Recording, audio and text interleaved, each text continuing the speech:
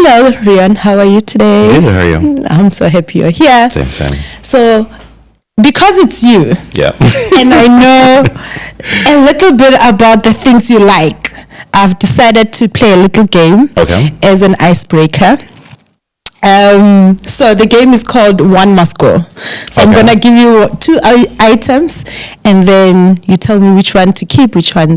Okay, let's do it. Okay, and obviously I'm gonna start with fashion because you just love fashion. So Loewe Yes. or Balenciaga? I mean, Balenciaga must always go. Like, Loewe against anything, it doesn't compete. Listen, I wrote this down and I knew, I already knew the answer. And I also think I know the answer to the next one. Go £5 or blah blah?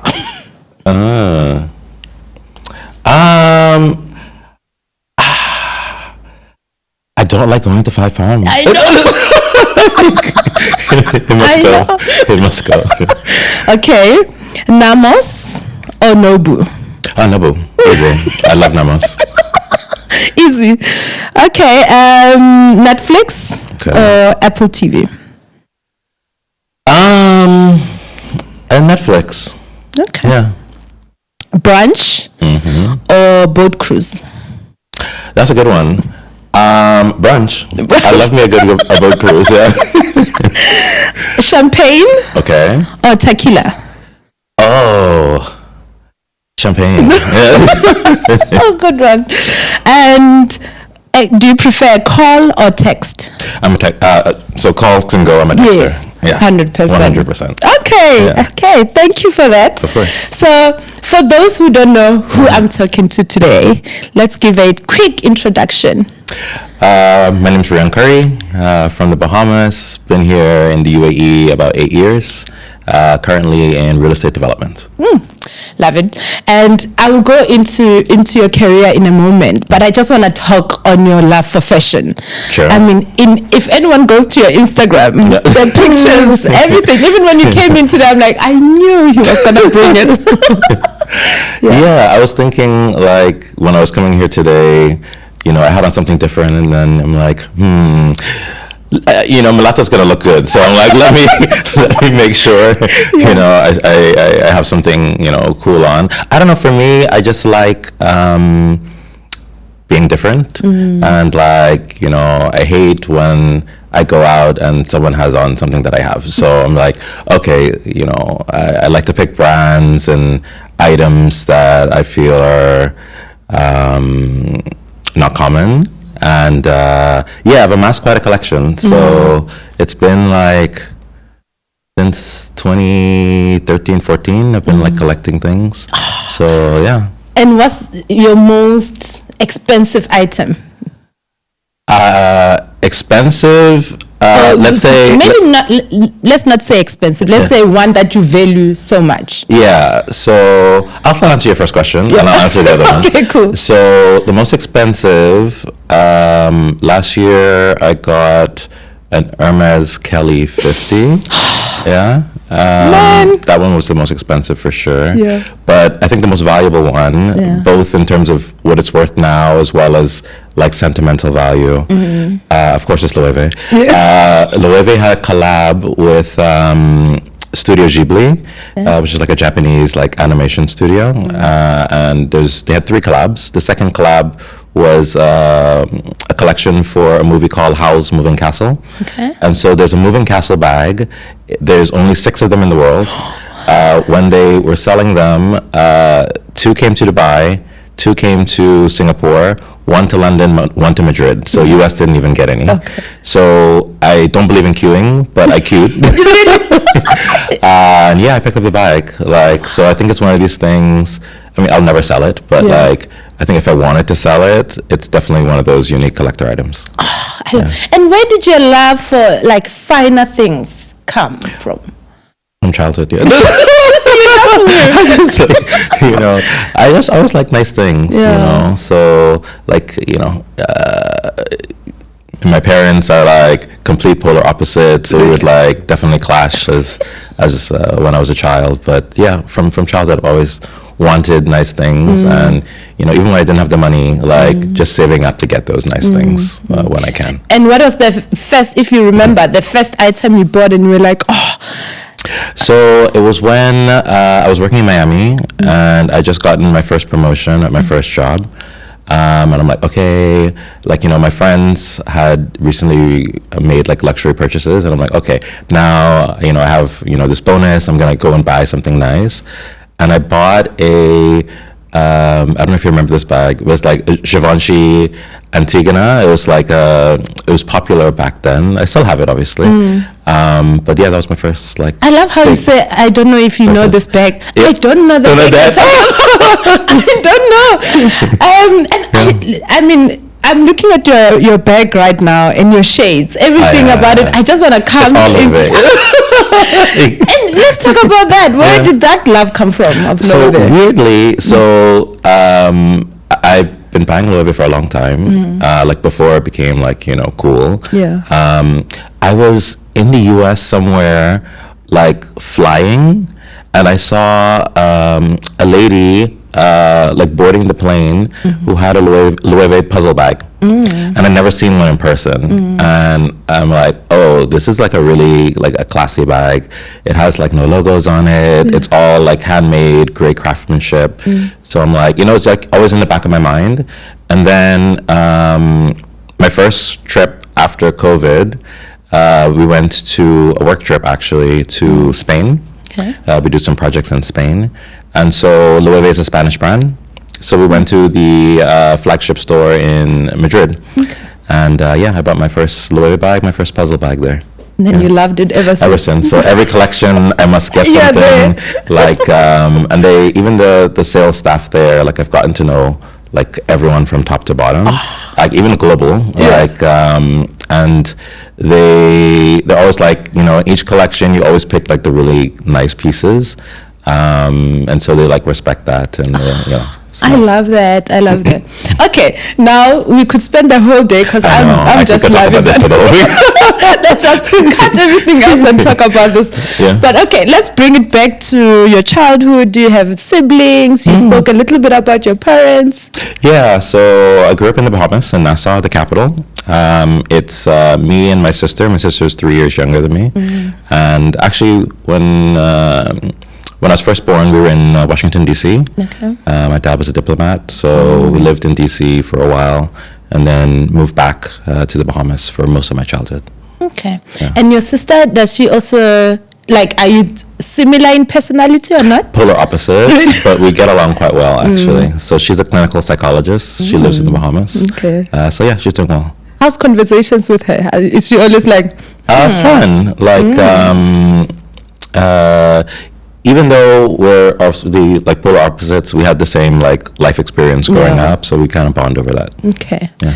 Okay, so let's then talk about you going to school and how you eventually went into the career you're in. Yeah, so I graduated high school in the Bahamas. There's a program in the Bahamas called the Life for Key Scholarship. So it's like all of the top students from all of the high schools in the Bahamas, you can apply to this program. And then, so Life for Key is like a subdivision, like an area in the capital.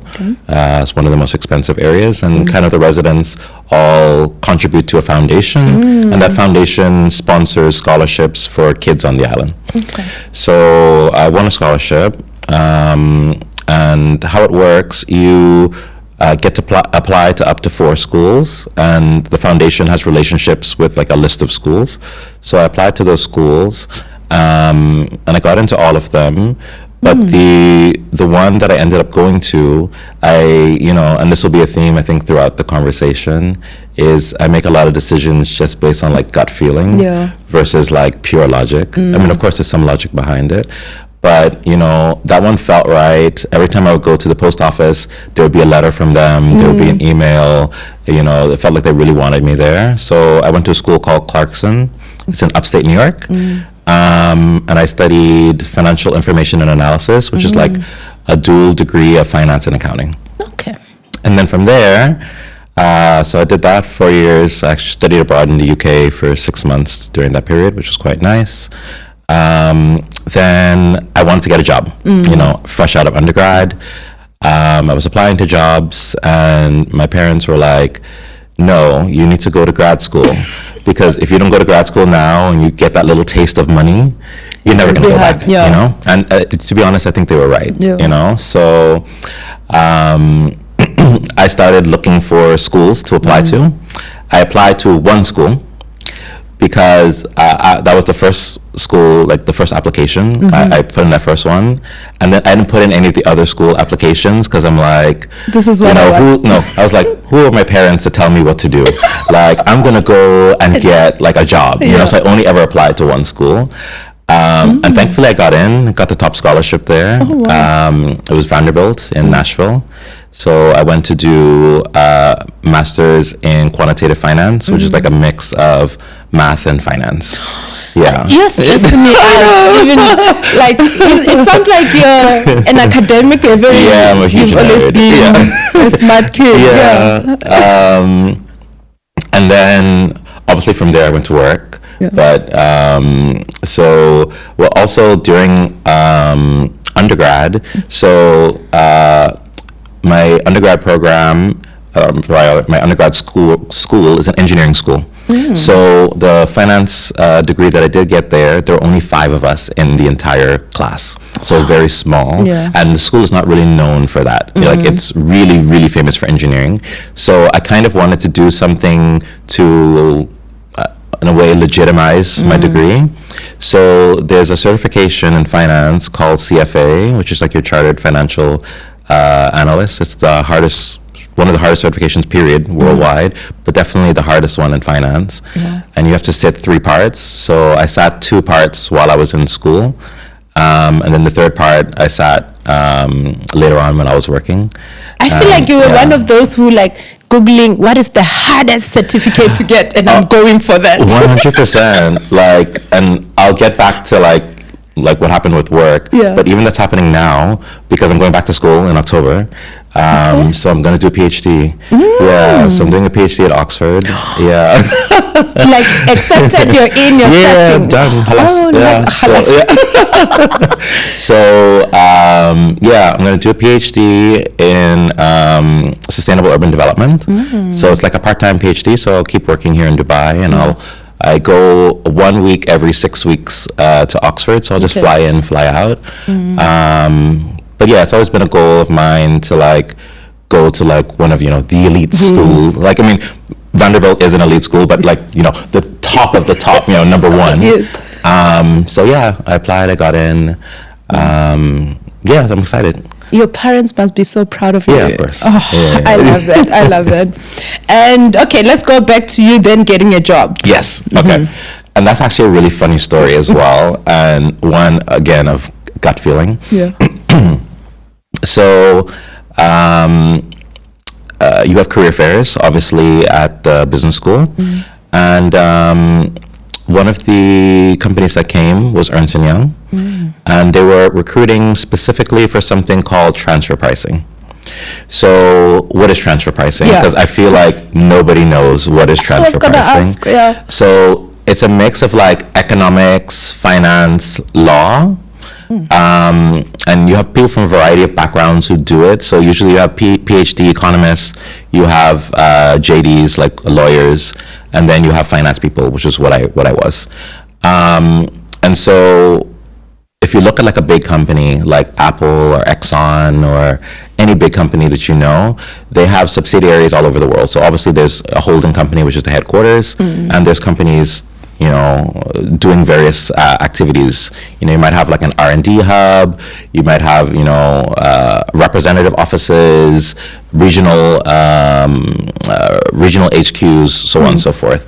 What you do in transfer pricing is you analyze the entire global supply chain of large companies, and you determine where do the functions, risks, and assets sit within that supply chain, and then you get to allocate profits based on where the value actually lies. Okay. And why is this important? So if you see like, you know, oh, GE has a 0% tax rate, or Apple has a 3% tax rate, it's because people like me are moving the money around and like writing these really long, detailed reports that end up going to tax authorities like the IRS. To support the positions of these types of companies. So I did that actually for most of my life. But I'll go back to now, how did I get the job? Yes. So we had a career fair, and the head of the Southeast region for EY went to Vanderbilt. Right, so he would always come to all the career fairs and personally try and bring people in. So he met me, interviewed with him, actually for a position in Atlanta. I didn't really want to go to Atlanta because I don't believe in like living in cities that aren't on water.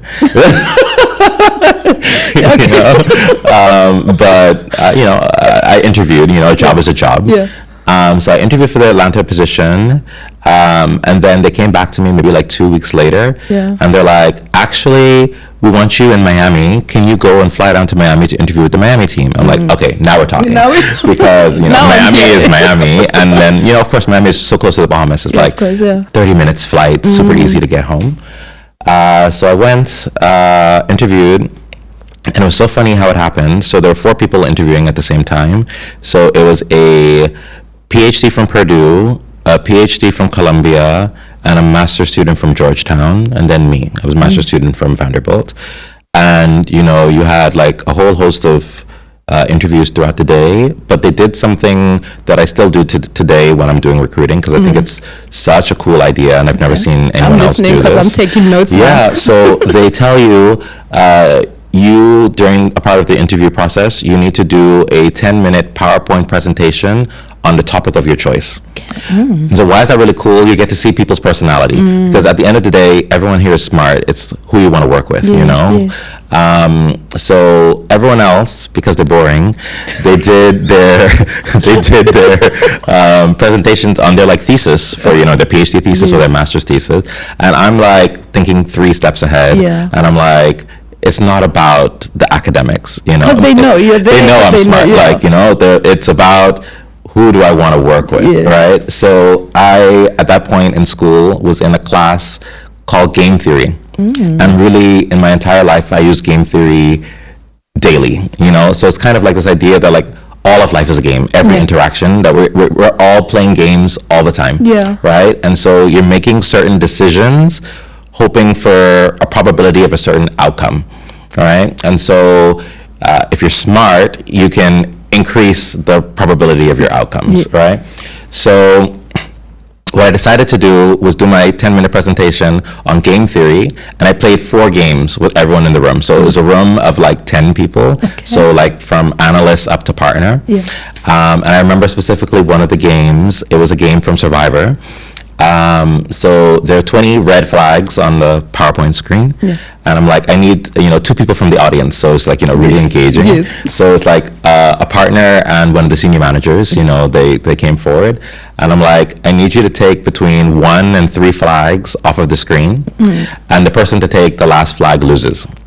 So then when you start to get up to around 8 flags, everyone's screaming in the room. They're like, Patty, take 1 flag, take 1 flag, and it's like, everyone like really got engaged. And for each game that I played with them, I then related it back to the job, right? So like much later, like 2 years into the job, one of the people who was in the room that time, they were like, yeah, Reon, after you left the room, we were like, there's no need for anything else. You're like, we want this one. So I got that job. I was in Miami for 3 years. 3 years. I was in Miami for 3 years. So I did 2 years as an analyst, and then I got promoted to like a senior associate. During that time, I was head of corporate social responsibility for the Miami office. So we had a program called College Map. So it's kind of like inner city kids, 11th and 12th graders, getting people from around the firm to help them get into, they're all going to be first generation college graduates, so helping them with their applications and their profiles and all of this. So that was really, really a nice experience. And then also one of my titles in Miami, I was the king of happy hour. So how did it work? So 3:00 on a Friday, I would go desk to desk, office to office, from analyst to partner, the entire floor, and I would say, "Are you available for happy hour?" Yeah.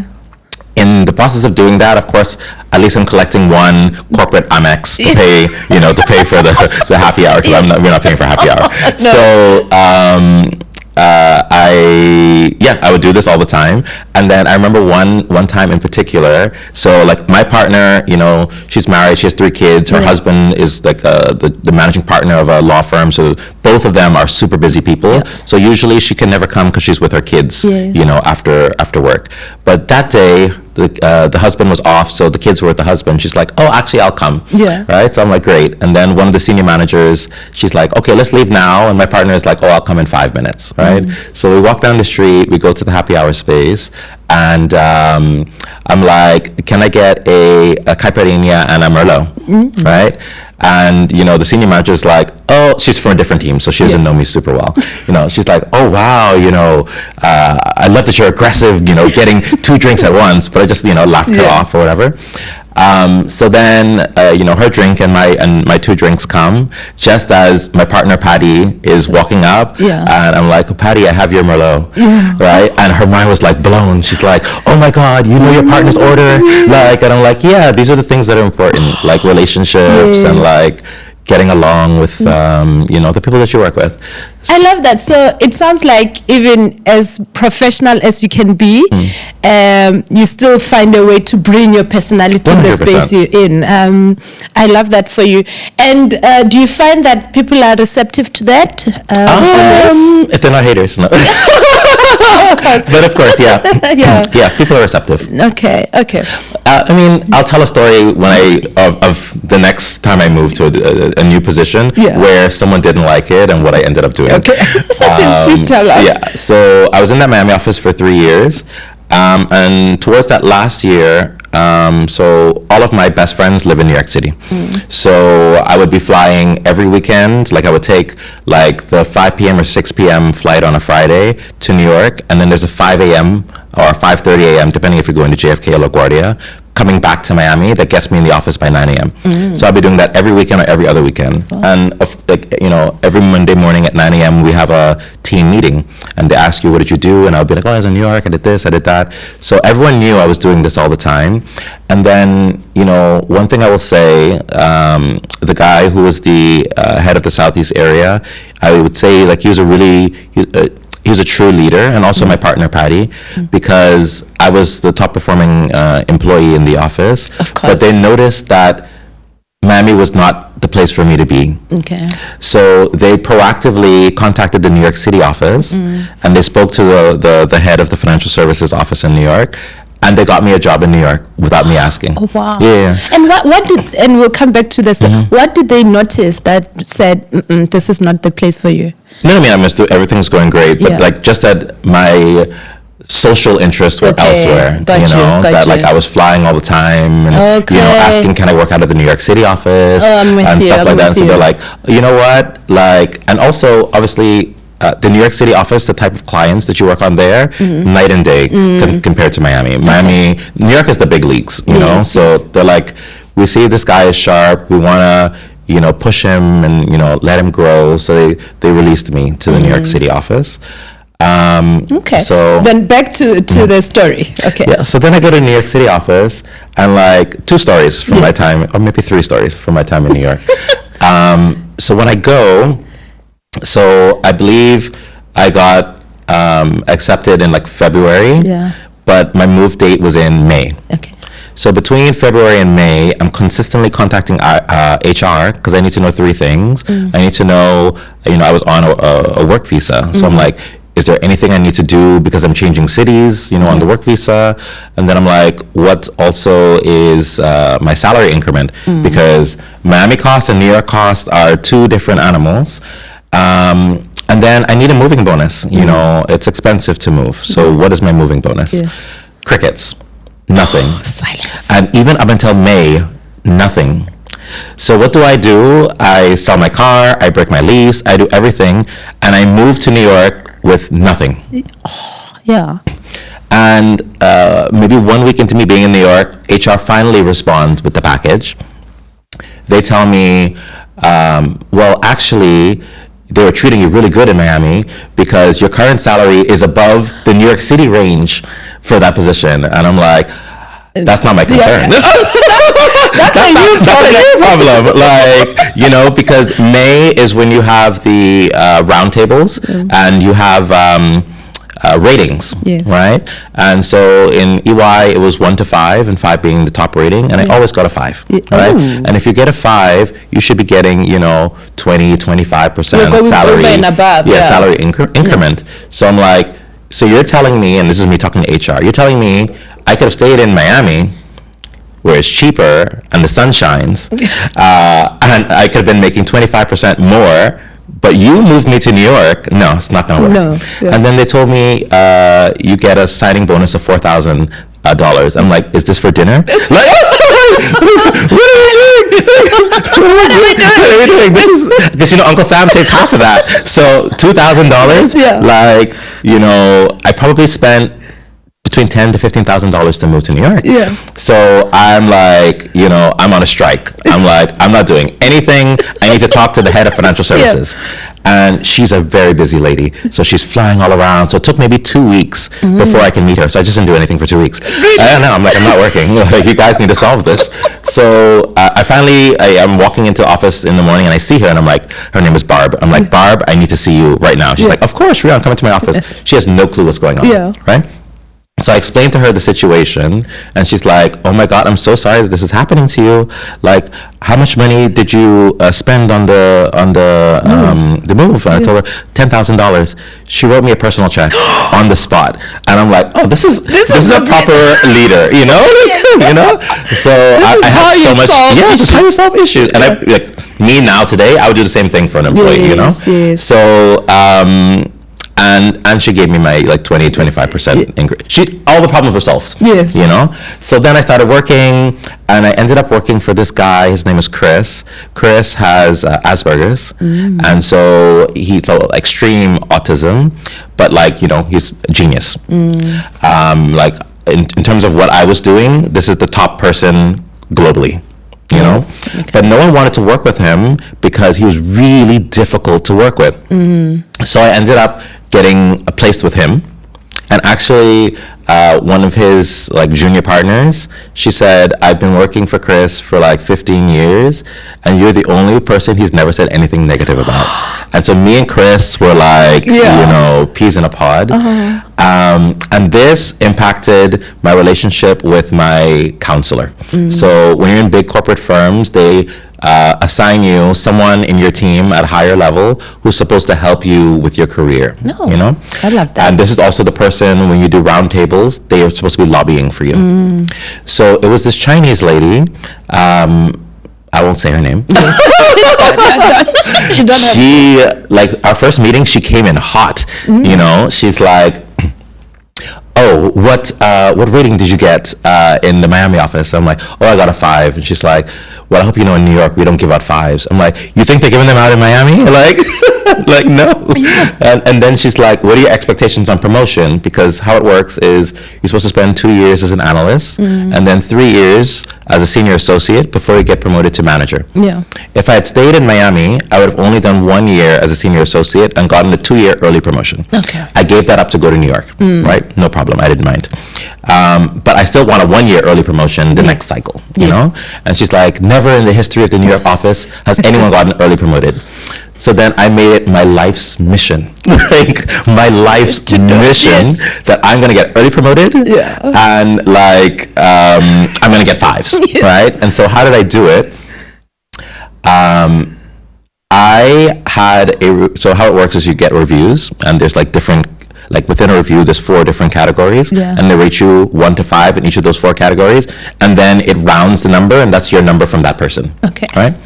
I got a review from every single partner in the practice, whether they're in New York, they're in Boston, they're in Seattle, everywhere. I got reviews from everyone in Miami, in Atlanta. I was head of corporate social responsibility in New York as well. Okay. So I got reviews from corporate social responsibility, everyone, all perfect fives across the board. Yes. And then I was so thrilled when we had our meeting before the roundtable, and I'm just like, look at this. Like, what did she say? She could say nothing. So she's like, fine. I will go to the round table and ask for early promotion and year fives. And I got both. But that was kind of, I want to say my downfall, but like, suddenly everyone else in the office woke up and they're like, oh, this is possible. No. This is the favorite. And, he's going to be the next partner. I'm like, guys, I'm 25. Like, I'm not going to be the next partner. Yeah. But, everyone started then getting very vicious. Oh, wow. Not that I care, I can handle it, But like, Barb, the head of the financial services office, because when I came, all the seats were taken, I was sitting elsewhere with a different team. So I never sat with my team. Okay. She's like, I need you to sit with the team. Yeah. So she gave me an office. And people like 2 levels above me didn't have offices. I could just see. Yes, they hated me. But I kind of lived, Yeah. I kind of loved it. Yeah. So then there was a conversation like, okay, am I going to go for partner? Right? And, Chris was saying, and this was like in a general meeting with the entire team, he's like, we're not going to hand anyone here a career. You need to go and find a niche. And, it's all about sales. Everything in life is about sales. Yeah. So you need to find your niche and you need to go out and sell. And that's the only way you're going to make partner. So then I started looking around the organization. I'm like, okay, what is my niche? And my niche was all of my relationships from back in Miami with Latin America. So I'm like, okay, let me form a brand new team, transfer pricing team, solely focused on Latin America financial services, right? So I went to head of Latin America, who's in the Miami office, and to this day, me and her are like best of buds. Yeah. I spoke to her. She said yes. I spoke to head of financial services in New York City. She said yes. Then I spoke to head of Americas. He said yes.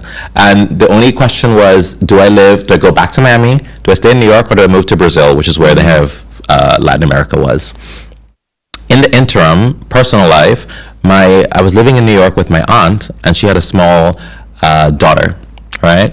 And my aunt is an expert with the UN, so she had a very demanding job, right? So we had to say, where we lived and where we worked, for me to get to my little cousin took 2 hours, and similar for her. So she was saying, I don't think it should be that we're so far away from her in case there's an emergency. So I said, you know what?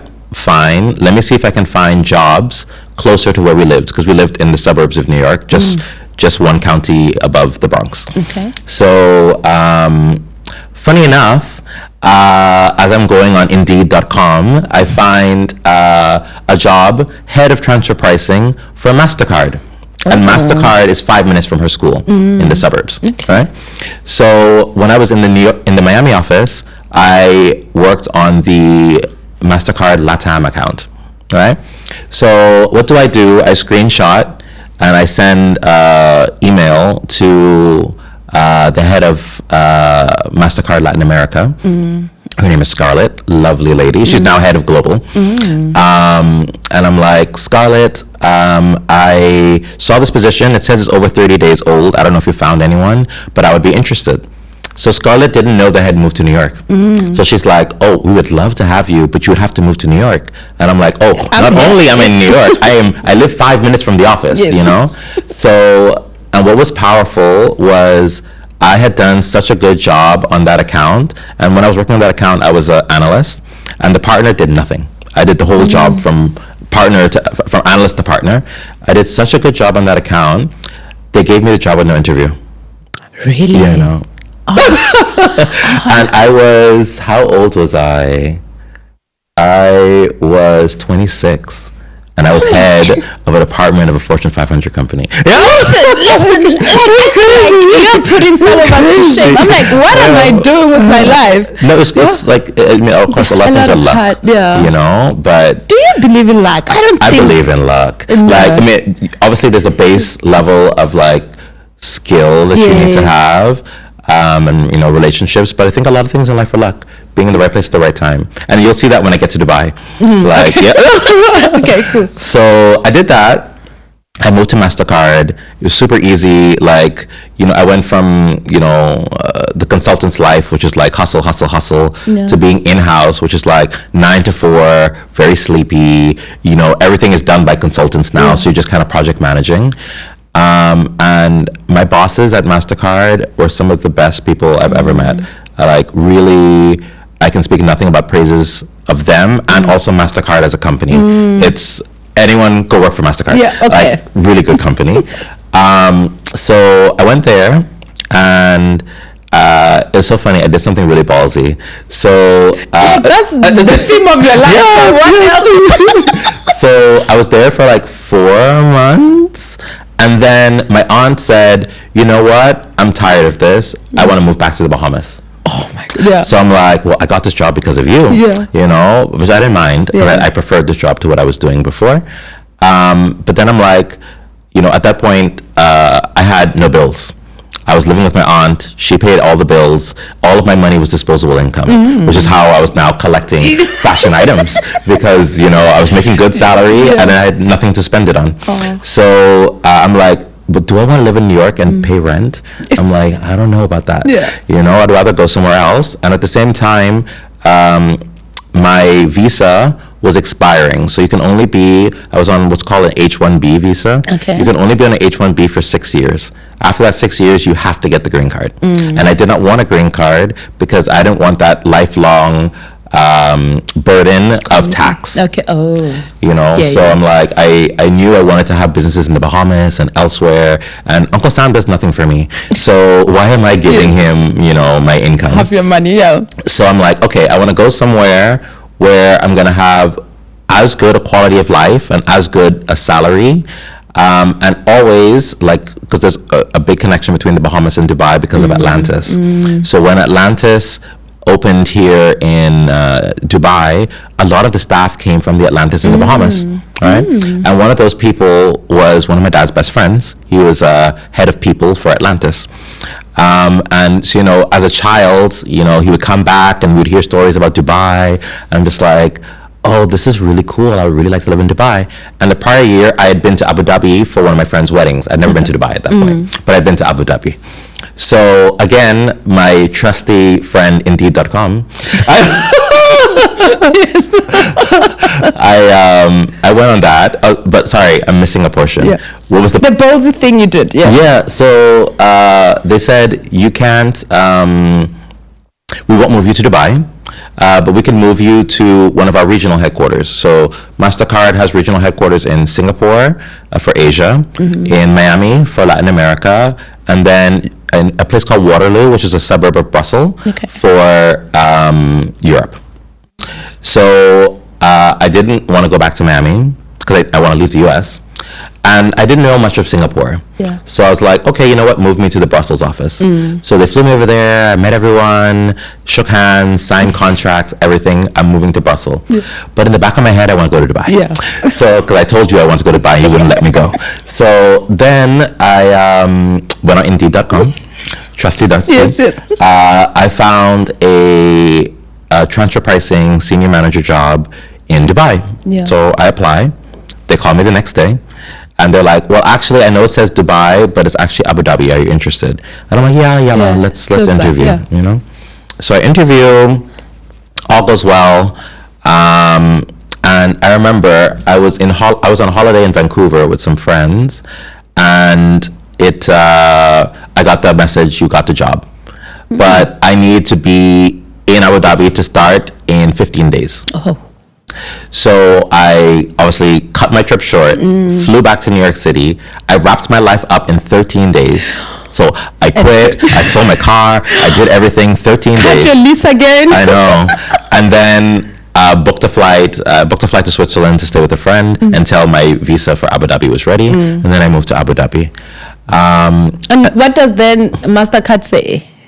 So it was so funny because they're Americans. Yeah. So they're like, "What is Abu Dhabi? Is that in India?" Like, you know, they kind of understood. Yeah. You know, and they're to this day they're all really good friends of mine, and they have obviously an office in Dubai. So anytime they come to Dubai, we have dinner. Like, so it's all still love and everything with the MasterCard team. So then I moved to Abu Dhabi. Which was great. Like, I love Abu Dhabi as a city, and I'm glad that I was in Abu Dhabi before Dubai. Really? Because I find that a lot of people who come to Dubai first, they, you know, say really negative things about Abu Dhabi. Yeah, I find it a bit too.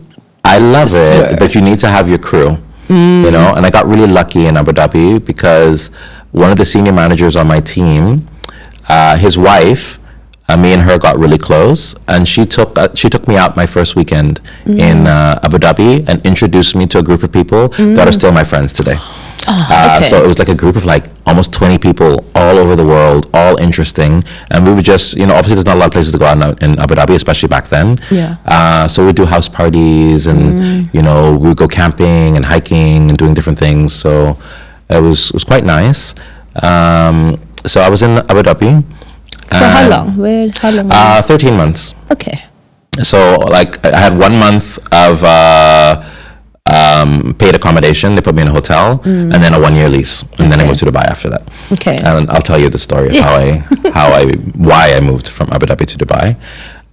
So I was in this job in Abu Dhabi, and there are 2 partners. So there's one partner in Abu Dhabi, and then the head of the Middle East is in Dubai. So the Abu Dhabi partner, even though he hired me specifically for Abu Dhabi, he didn't have enough work. So I started doing work for the partner in Dubai. Okay. You know, and I would take the car back and forth. I got into a bit of a tat with this partner because so imagine, I'm going from head of a department at MasterCard, right? And now I'm coming to your team. You're clearly older than me. You have many more years of experience than me, but I have good experience as well. Like, I've seen a lot of, you know, things. And what he didn't like was that, you know, he would say something and I'll be like, well, actually, no, that's not true. That's not the way that it works, because I did this for Goldman this way, and I did this for American Express this way. Yes. And, you know, so he didn't like that I was correcting him, especially in front of everyone. And then he kept saying that I was making, you know, partner level decisions. And I'm like, what's the funniest thing about it was I actually wasn't. It was, I worked on the acquisition of Souk.com from Amazon. And it was the partners in Seattle that were making the decision. Okay. But the calls were at like 5 a.m. in the morning, and he didn't feel like joining. So he didn't know this. Okay. Yeah. So, and I kept telling him, like, it's not me. You know, you need to talk to the guy above you who's in Seattle, you know? So it got to a point where I was like, you know, when I moved here, I moved to PwC. Oh. Yeah. So I wasn't at EY, I was at PwC here in Abu Dhabi. So it got to a point where it's like, I don't want to do this anymore. So my team at EY in New York actually were furious that I went to PwC. And they're like, why didn't you call us? Yes. We would have put you in EY in Dubai. Yeah. And I'm like, I don't know, I just went on Indeed. You didn't have anything on Indeed. So, you know, I didn't really think to write you. To call you guys, yeah. So when I was having issues with PwC, I speak to them, job. So I'm like, okay, I go to, you know, one morning, I come super early, because when you go to competition, that's usually your last day.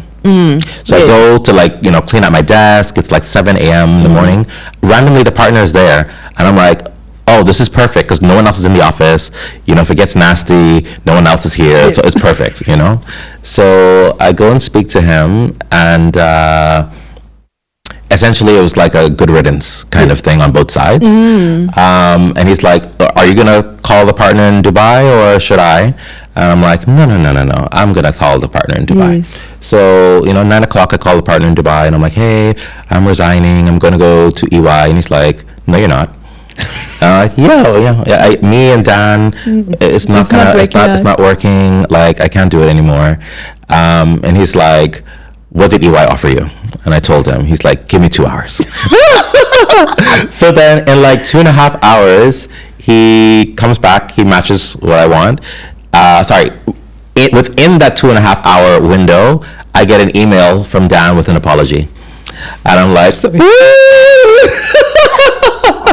the higher ups like, fix this. Yeah. And then he's like, I'll move you to Dubai. But I didn't want to break my lease. So I was working in the Dubai office. They would send me a car every morning, and then they'll send me a car to go back.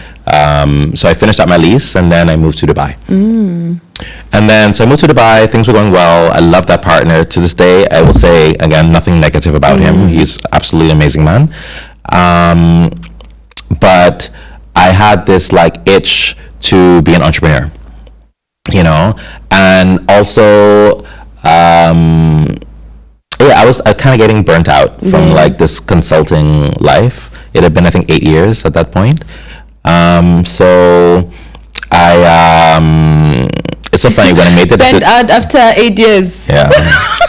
You know, all my life I had to fight, you know? So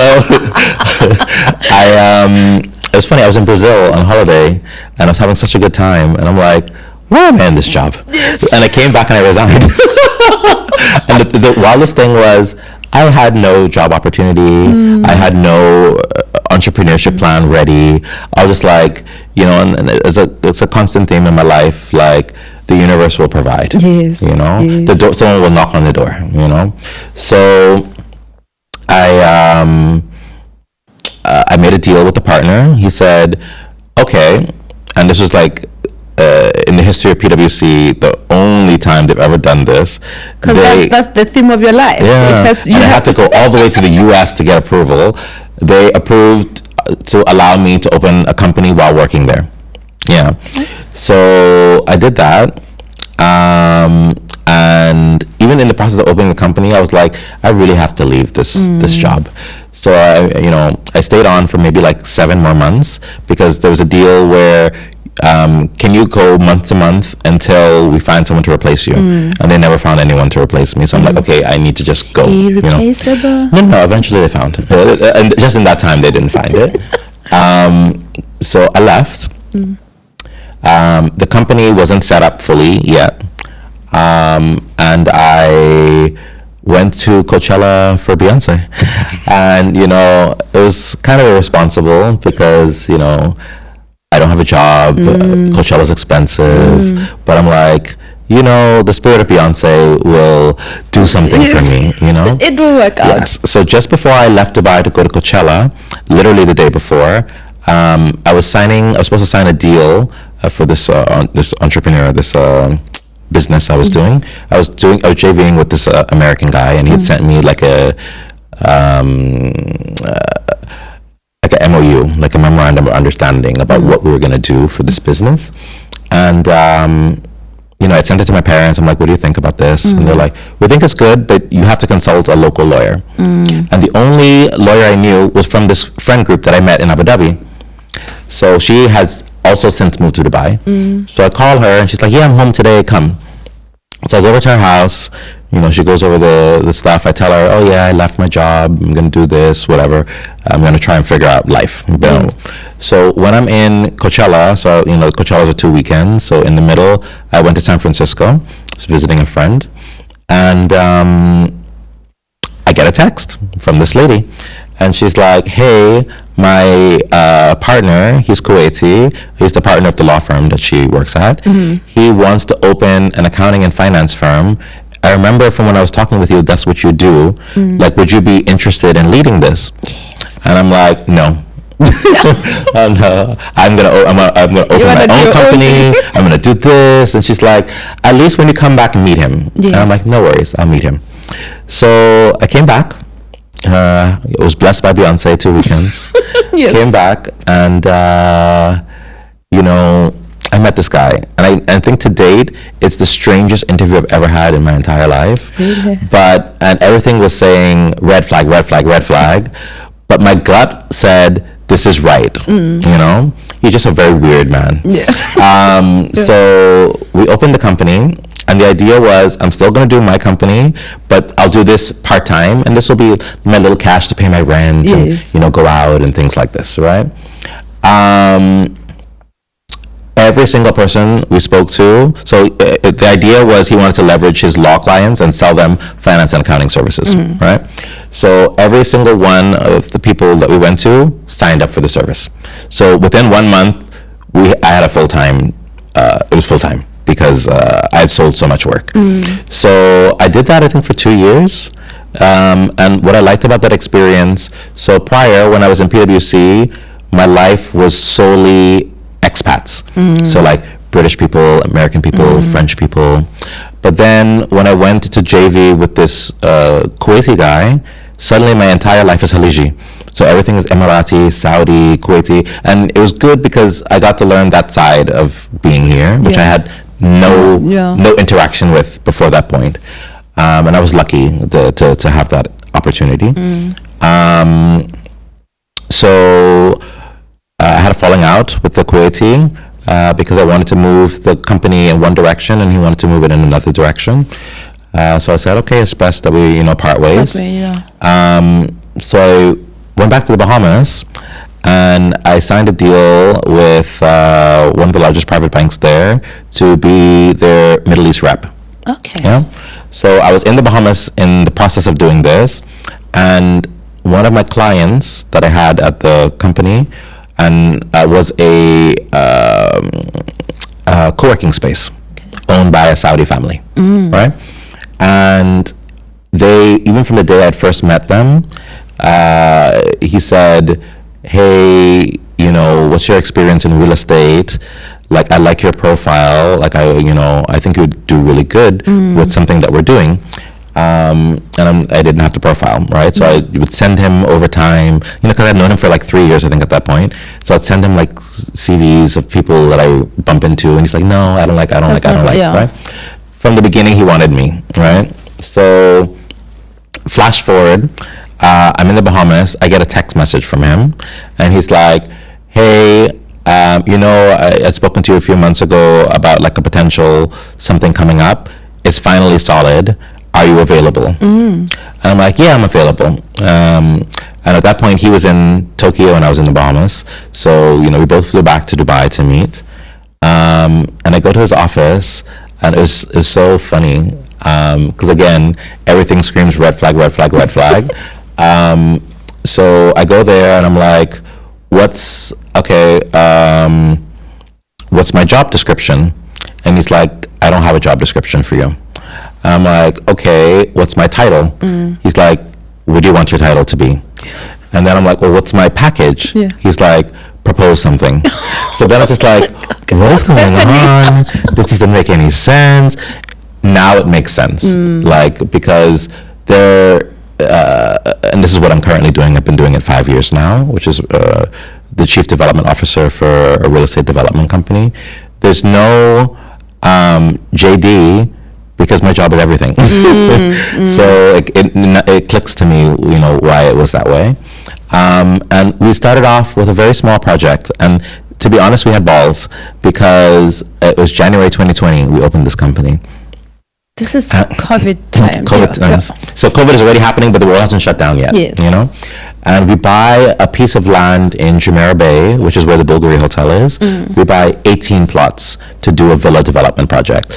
And I have to say, really, my partners have incredible vision and balls of steel.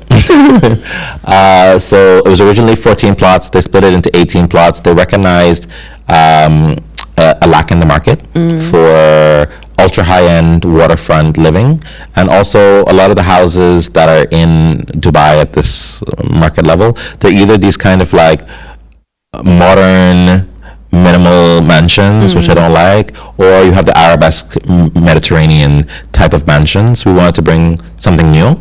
So we partnered with two Brazilian architects, Jacobson Arquitectura, which is a father-son team, and then Studio MK27, which is Marcio Kogan, like one of the most famous architects in the world.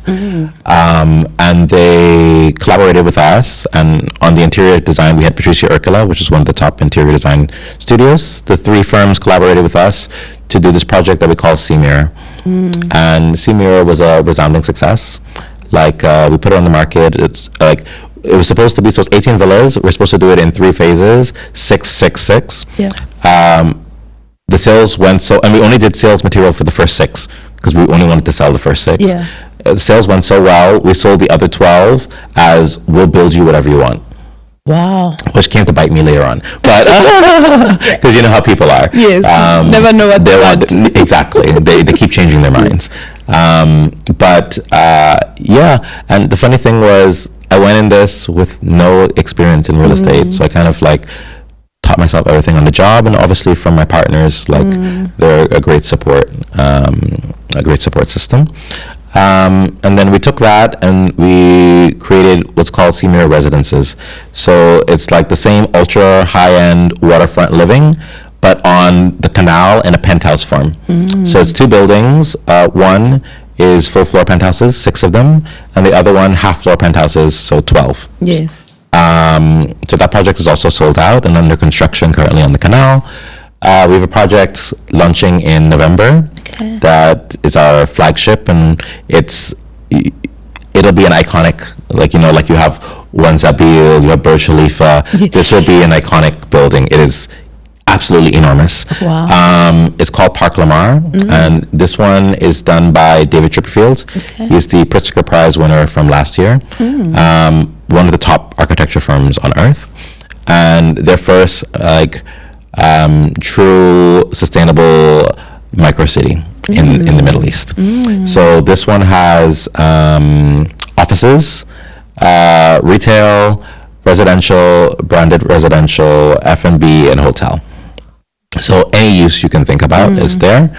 And yeah, I'm excited to launch that project in November. And how long do projects like that normally take from conception to... At least. So it's something where, like, now I'm finally seeing the C Mirror villas handing over. Like, we handed over our first one. Yeah.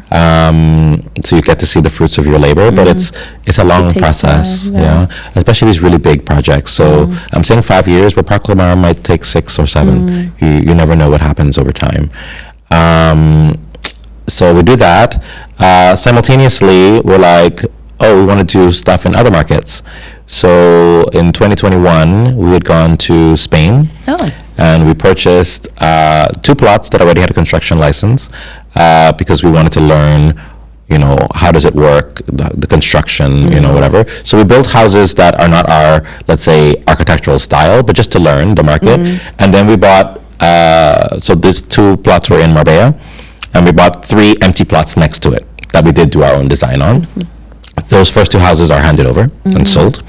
And then we bought 2 plots in a place called El Madronial. It's in a place called Benahafiz, which is the mountains just above Marbella. Okay. And it's a higher, like, if in Marbella you want to be in the like the real money is in the mountains. Yeah. So we have 2 projects there currently under construction, and we just purchased another 2 plots. So we're really big into Spain. So we have our stuff in Marbella and the mountains above Marbella and Benahafiz. Then we have a project coming in Madrid. We have a project coming in the suburbs of Madrid, and then we're exploring projects in Greece and in the UK as well. Wow. Yeah. Exciting. But we have an entire, like, I mean, they report into me, but they kind of operate independently. We have an office in Madrid, and that's where the European development team sits. Okay. So they kind of have a mirror of our team over there, and they kind of, you know, run those developments over there. So that's a total career change. Complete shift from what I've done before, like complete shift. And if you were to do it all over again, would you? 100%. 110 of my life. Yeah. Yeah. So it's like, I like learning, you know, and this job, because there's no defined parameters to it, like, you don't know what your day is going to be like every day. So sometimes it's a bit chaotic, but it's definitely rewarding in terms of learning, financially. I love my team. Like, you know, I'm the primary, obviously we have an HR function, but I control all of the staff. Yeah. So yeah, it's nice. And I'm in the construction space, and I'm very new in this industry, but the part I love is when the whole building is done and now they're decorating, making it all nice. So which part of the process for you is like?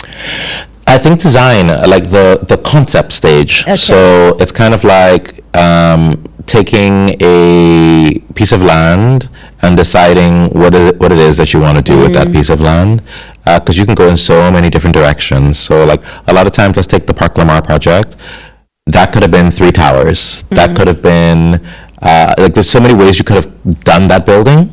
And actually, I like the way that Chipperfield has designed it. I think it's something unique that people in Dubai will really like. But I think that initial stage for me is the most fun. Okay. Yeah. And do you think there's anything throughout your career before you moved into the space that you learned from that and then you're using in the space, or no? I think my job primarily is just relationships, to be honest. Whether that's relationships with investors, so I control the entire investor relations function of the company. So the partners, I have 2 partners. They're Saudi cousins, so they would share with me leads, and then I have to go and close them.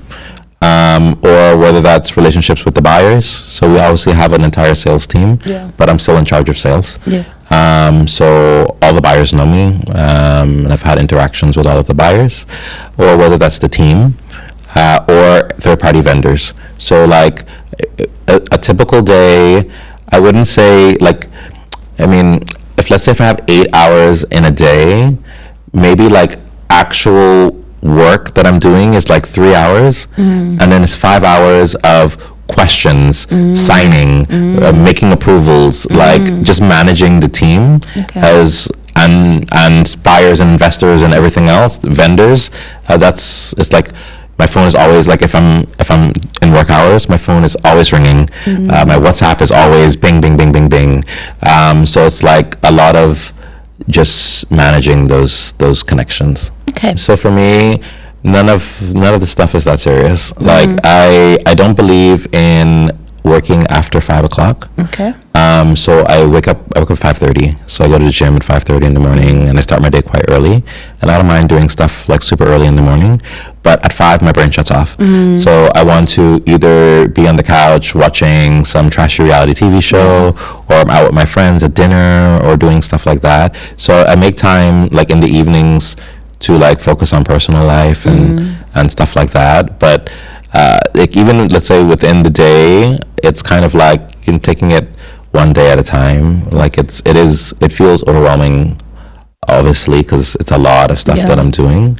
But you make it. You make it. Okay. Yeah. Thank you so much. Yeah. This has been amazing. Yeah, thank you. Thank you so much for being here. Thank you so much for sharing. Anything else you want to share? Talk about before we I think that was a good episode, a good synopsis. I love it. Like I could listen to you the whole entire day, and your story, we've met, but you didn't know.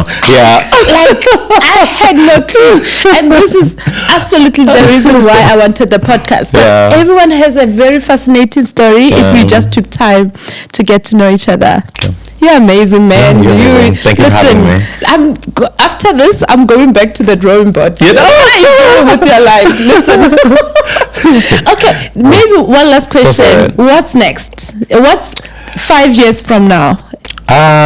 So my PhD program is 6 years. So I'll finish that 6 years from now. Yeah. And I think also around that time, I think everything I'll time at like 6 years, so I'll be 40 at that point. And I think I'll do an early retirement. Yeah. And where are you retiring to? Hopefully the Bahamas. Let's see. Okay, I don't know. Yeah. Thank you so much. Cheers to that. Yeah. No. Thank you so much. You're amazing. Thank you.